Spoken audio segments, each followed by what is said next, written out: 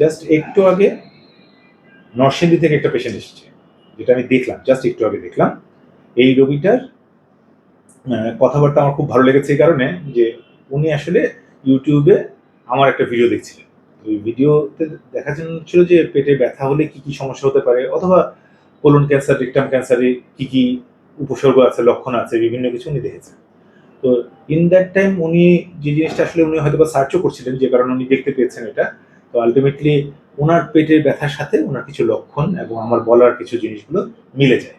মিলে যাওয়ার জন্য উনি নরসিংদীতেই একজন গ্যাস্ট্রোএন্টারোলজিস্টকে দেখান, এবং গ্যাস্ট্রোএন্টারোলজিস্টকে উনি হাসতে হাসতেই বলেন যে আমি ইউটিউবে দেখতেছিলাম, এই দেখার মধ্যে আমি আমার এই প্রবলেমগুলা, এই আব্দুল্লাহ স্যার যে পরীক্ষাগুলো, যে লক্ষণগুলোর কথা বলেছেন, সেই লক্ষণগুলোর সাথে একই রকম পেয়েছি। তো ওই স্যার তখন হচ্ছে ওনার কোলোনোস্কোপি করেন। কোলোনোস্কোপির রিপোর্টটা আমার সামনেই আছে।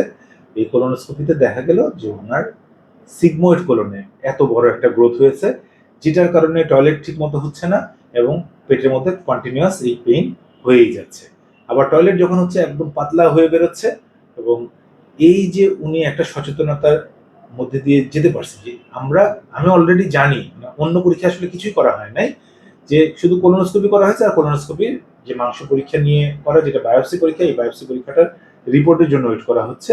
তো আমি জানি যে এটা আসলে ক্যান্সারই আসবে, তার সঙ্গে আমাদের অ্যাসেস করতে হবে যে আদার্স কোথাও কোনো কিছু আছে কিনা।